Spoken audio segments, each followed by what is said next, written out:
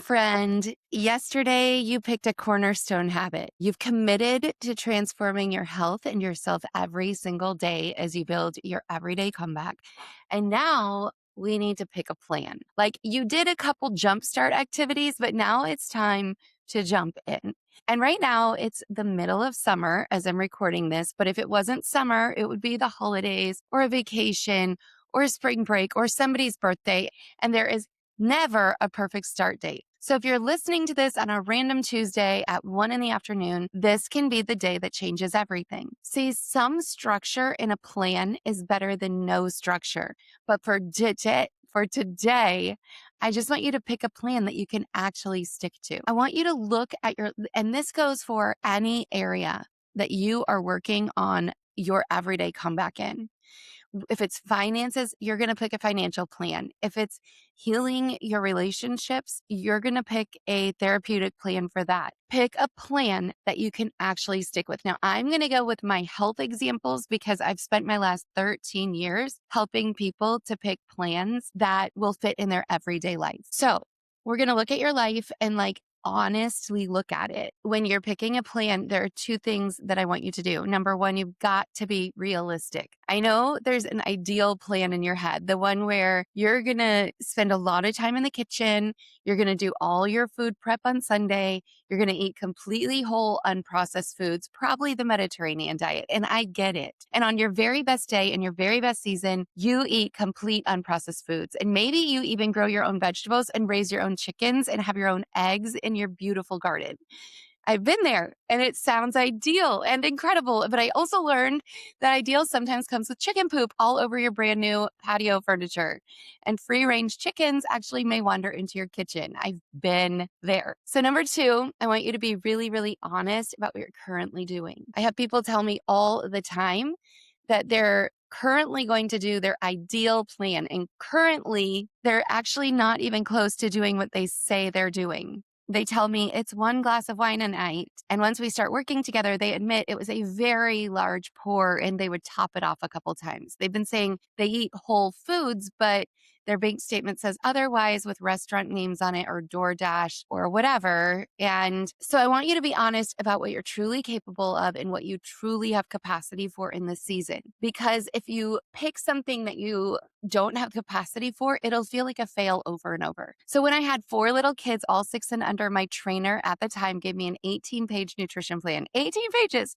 She wanted me to go to the farmer's market, 3 different stores to gather ingredients and prepare 4 to 6 meals a day for myself while raising those little kids, while building a growing cleaning company in New Orleans with my husband, while volunteering at the church, while helping parents who were aging. And I would do really well for a few days. And then the vegetables would go bad in the fridge and I would feel so discouraged. And I'd find the 2 pounds I lost during the week, I would find those plus a third pound on the weekend. And when I finally got realistic and honest with myself about my actual capabilities and capacity in that season, I realized I needed structure that was really, really simple. I needed it so that it was so easy that I didn't have any excuses to make. So my trainer introduced me to a much more simple plan.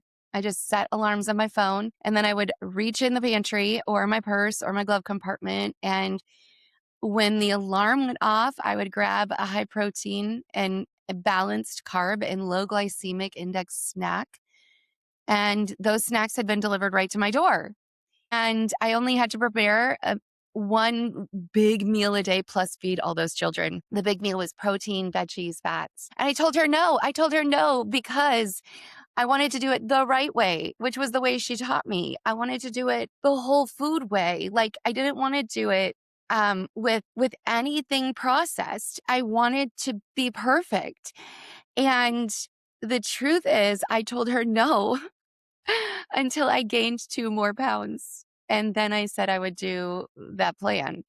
And I felt such relief when the scale started to move because it was easy and my body felt good and I had tons of energy and I was sleeping better. So with the right plan, it became easy. and I needed something to be easy in my life at that time. So here's what I want you to do. Be realistic, be honest, then take it a step further. What is your ideal? Go ahead and admit it. That's what we want to get you to, the ideal. And let that be your ultimate goal that you're working toward. Then ask yourself, what's realistic in this season right now? Now, if you know me, you know I'm all about hope.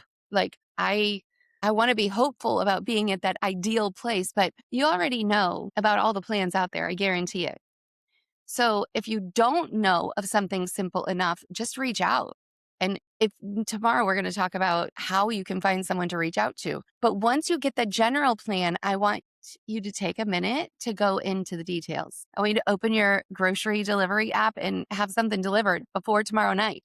Before tonight, if it's early in the day, I want you to grab a rotisserie chicken and a bag of salad when you get to the grocery store. I want you to come up with a very, very small plan for today. How are you going to rock the rest of the day today? And how are you going to rock the rest of the day tomorrow? Because remember, your comeback is built one day at a time. This is your everyday comeback in this series. And so figure out your plan for today and let today worry about itself. And then tomorrow, figure out how to stick to that same plan, but figure out the micro plan to stick to the same plan. And if you need something like my trainer introduced me to, get that. Give yourself an easy pass for a minute. Give yourself grace upon grace, but grace upon grace doesn't mean Oreos and wine. So one more thing before you go. If the first plan you pick doesn't work, that is not failure. It's feedback. Feedback that shows you the next step to take in your everyday comeback.